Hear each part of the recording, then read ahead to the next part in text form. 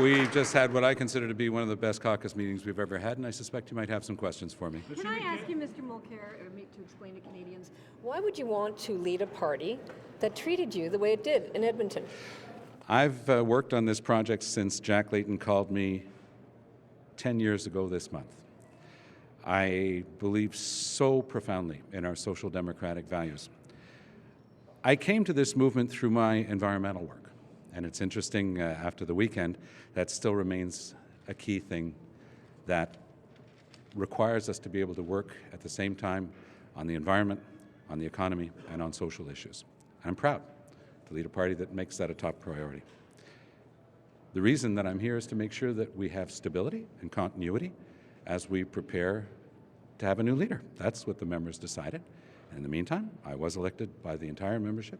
Leader, caucus has asked me to stay on until that leadership review, and I'm proud to be able to do that.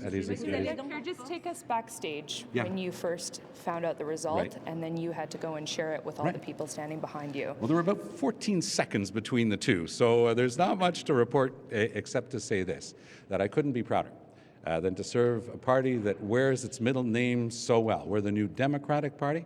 And I'm going to do everything I can, whether it's in fundraising or whether it's here in the House or whether it's working with the grassroots in my own riding, to make sure that we get everything right so that the next person that takes over is able to do their work going forward. Mr. Mulcair, we heard that there were some tough words for you in the meeting today. What were some of the toughest things that you heard? I don't know who told you that, but all I can tell you is this, that this was the best caucus meeting I've ever attended. Every person, because often caucus meetings are up against the exigencies of time and so many other things that are happening. In this one, every single member of caucus got to say every single thing that was on their mind. I don't know who told you that, Hannah, but I can only tell you this. It was an inspiring, uplifting, positive meeting, and the result is here with me today. Going into the caucus meeting, at least, there were some members of your caucus who were less convinced that you were the guy who should lead them forward. How did you convince them that you would be the best choice for the next year or however long it's going to take? And do you think you're going to have any trouble, being the fundraising guy, given that you're sort of the interim guy? Is money going to be a problem for you? I'm going to take it one step at a time, Gloria. I can only tell you that that was the most incredibly uplifting and positive meeting that we've ever had in our caucus. The members of that caucus have asked me to make sure that I stay on to provide that stability and continuity. It's an honor for me to be able to do that with their support.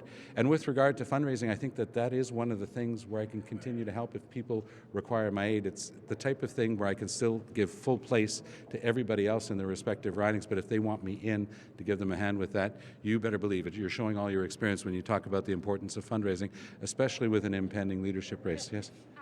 Just a quick change. In your opinion, should the arms deal with Saudi Arabia have been canceled by this government? Well, here's the number one thing that we need with that Saudi arms deal is that we need the government to come clean with what is in those human rights assessments. When the Liberals were in opposition, they wanted to see them. Now, I'm going to say this straight up, and I don't say it lightly. The government lied to Canadians about who signed what when in the Saudi arms deal. And that is a very serious matter. And I'm going to be calling the government to account on that. And I don't even mind saying it in front of the camera so that they can prepare the best answer possible. The Liberals lied. And we're going to try to get answers this afternoon. Mr. Mulcair, how do you start? I'm going to give a chance to colleagues who haven't had a chance to talk yet. I'm just wondering, considering the way the vote went, you had a lot of people in the caucus who did support you openly before it. But considering how the vote went, is it possible there's a bit of a misunderstanding between the hierarchy of the NDP and the rank-and-file members? My job now, and I'll end with that, is to provide stability and continuity, leadership, but unity at the same time throughout that. It's going to be a process that's going to be very demanding on the party, very demanding on the caucus, very demanding on the members. I'm going to do everything I can. I'm going to do what I've always done, work tirelessly for this party because the values of the NDP are my values. Merci. Thank you. On continue.